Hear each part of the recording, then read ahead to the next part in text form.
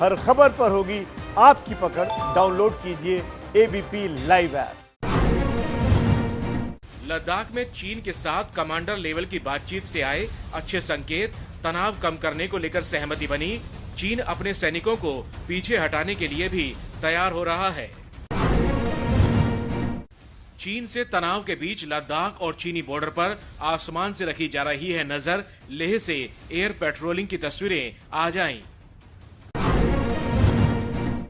आज लद्दाख में है सेना चीफ नरवणे, सीमा सुरक्षा का जायजा ले रहे हैं। सेना की 14 कॉर्प्स के अफसरों के साथ हुई मीटिंग पर भी चर्चा करेंगे। चीन और रूस के साथ विदेश मंत्रियों की वर्चुअल बैठक में विदेश मंत्री एस जयशंकर बोले, दुनिया के बड़े देशों को अंतर्राष्ट्रीय कानूनों का सम्मान करते हुए दुनिया के सामने मिसाल पेश करनी चाहिए। आर्थिक मोर्चे पर चीन को करारी चोट देने के लिए सियासी मांग उठी। शिवसेना ने कहा, देश में चीन के निवेश को लेकर आर्थिक नीति बनाए मोदी सरकार। महाराष्ट्र के बाद यूपी की योगी सरकार की भी चीन के खिलाफ मुहिम। यूपी में चीन वाली कंपनी के बिजली मीटर नहीं लगेंगे। जम्मू कश्मीर के पुलवामा में आतंकियों और सुरक्षा बलों के बीच एनकाउंटर हुआ। 2 आतंकी ढेर, सीआरपीएफ का एक जवान भी शहीद। जम्मू कश्मीर के बडगाम में शहीद हेड कांस्टेबल सुनील कार्ले को जवानों ने श्रद्धांजलि दी। पुलवामा के एनकाउंटर में शहीद हुए थे। कल पूरे देश में कोरोना से 312 लोगों की मौत हुई। करीब 15,000 नए कोरोना केस आए। अब तक देश में कोरोना 14,000 लोगों की जान ले चुका है। रामदेव की पतंजलि ने कोरोना की पहली आयुर्वेदिक दवा बनाने का दावा किया। दवा का नाम है कोरोनिल। रामदेव बोले, ट्रायल में 7 दिन में 100% मरीज सही हो गए। तमिलनाडु के मदुरई में कैंटीन की दुकान के बाहर शराब और दूसरे सामान लेने के लिए लग गई भारी भीड़। सबसे ज्यादा कोरोना मामलों में तमिलनाडु तीसरे नंबर पर है। कांग्रेस कार्य समिति की बैठक में सोनिया ने मोदी सरकार पर किए तीखे हमले। कोरोना पर सरकार के पैकेज को बताया खोखला। दिल्ली के डिप्टी सीएम मनीष सिसोदिया ने कहा, हर कोरोना मरीज को एक बार क्वारंटीन सेंटर जाने के उपराज्यपाल के आदेश से लोगों में डर है। एम्बुलेंस की डिमांड भी ज्यादा बढ़ गई है। केजरीवाल सरकार इस फैसले को वापस लेने की करेगी मांग। यूपी में कोरोना से मौत के आंकड़ों पर सियासत तेज। प्रियंका गांधी ने कहा, आगरा में 48 घंटे में 28 मौत हुई तो डीएम बोले दावा गलत है। बयान वापस लें प्रियंका। अब प्रियंका ने सीएम योगी पर उठाए सवाल।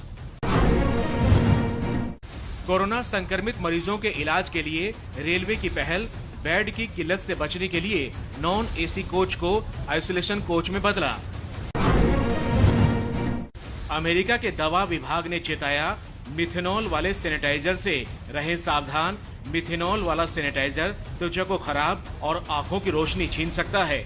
इथेनॉल वाला सैनिटाइजर ही सुरक्षित। ओडिशा के पुरी में सुप्रीम कोर्ट की मंजूरी के बाद आज से निकाली जा रही है भगवान जगन्नाथ की रथ यात्रा। भव्य तस्वीरें आई।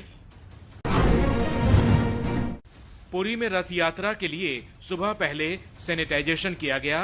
रथ यात्रा में सिर्फ 500 लोगों के शामिल होने की मिली है मंजूरी। पूरे ओडिशा में 3 दिन लॉकडाउन लगा हुआ है।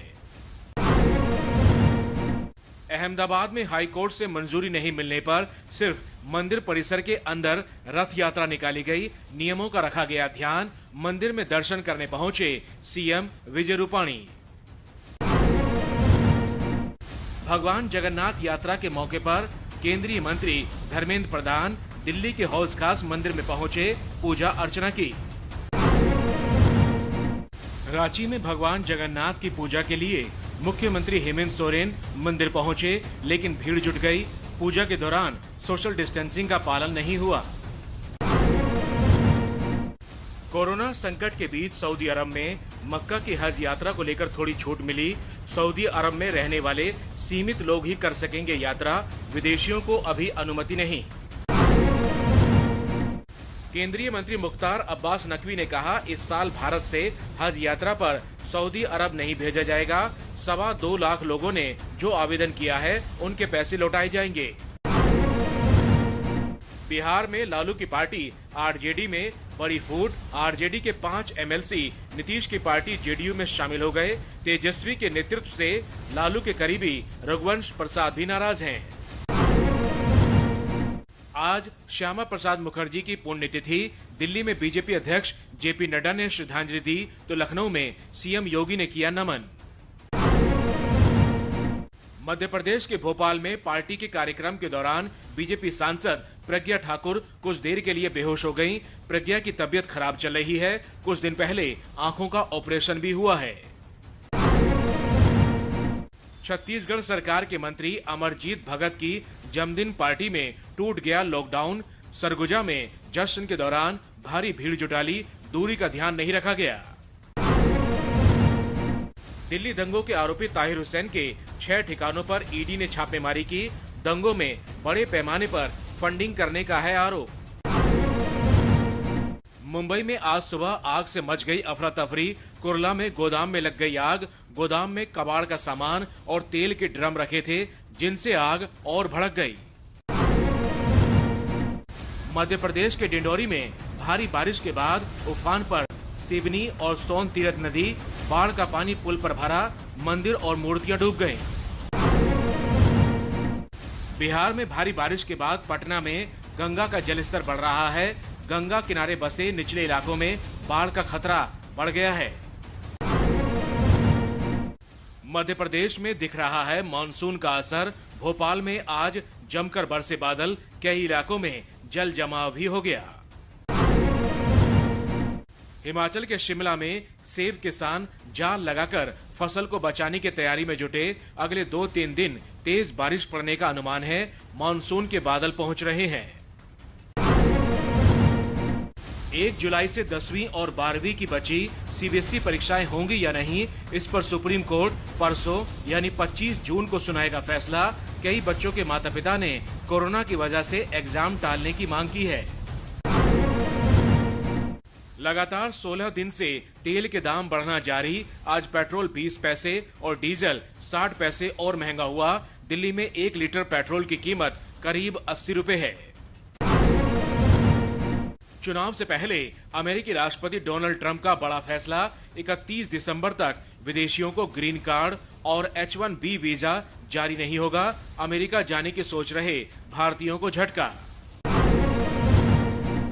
अमेरिका ने एयर इंडिया की स्पेशल उड़ानों पर रोक लगाई। कहा, फंसे भारतीयों को लाने की उड़ानों के लिए कंपनी बेच रही है टिकट, जिससे अमेरिकी एयरलाइंस को नुकसान। ये एविएशन एग्रीमेंट के खिलाफ है।